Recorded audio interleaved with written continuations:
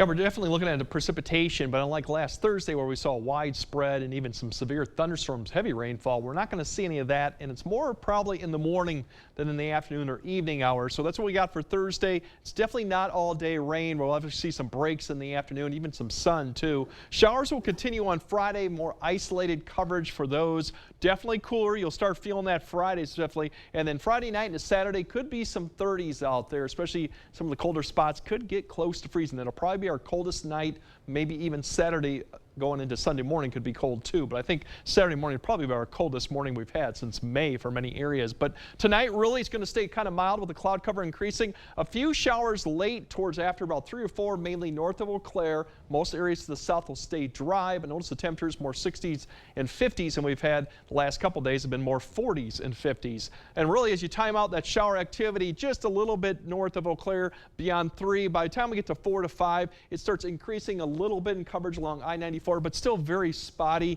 And then we'll start seeing a little bit of a line developing as we get closer to 7 or 8 up towards Eau Claire. And then later about 8 to 9, you'll see this begin to develop a little bit towards La Crosse. Now the question is, will we see that extend further south? You can see it's fairly broken as it gets further south, or will it kind of miss the area? But by the time we get to about 8 or 9, it pushes east and until southwest Wisconsin by 10 to 11, and then further east, well east by that point by noon. So things have changed a little bit in the last probably 12 hours. This is not as pronounced as it was probably earlier what we thought, and more scattered in nature and faster too getting out of here. Now in the afternoon we still could see a few showers developing late as some of the cooler air begins to push southward, a little bit instability with some sun out there. So 3 to 6 p.m. we might see a few showers come across the area, mainly northeast. Otherwise areas will stay some sun, but you'll definitely feel that north wind begin to pick up. So even though it'll be 70s, it quite won't feel that warm. And then going into Thursday night, we'll still see a few showers early, but then skies will become really partly cloudy or mostly clear.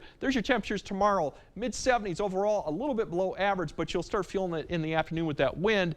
Big story going Friday is there's showers in the afternoon, potentially with the system coming down right there between maybe about 2 to 5. Once again, very scattered in nature, but that wind will continue on Friday. And then take note of the temperatures going into Saturday morning. We got some 40s, even 30s in some areas. Now this may be overdone to see 36. Gives you an indication that there will be some 30s and potential frost in some of the areas depending on how things clear out. So keep that in mind. The good news is once we get past the Sunday, we really warm back up into about average, or what we should be. And then next week, booming back up to the 80s, mid-80s, potentially maybe some upper 80s.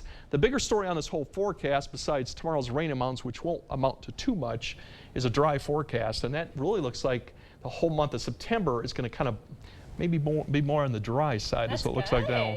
So we'll see how long that lasts, but really right now it's going to feel a little chilly going.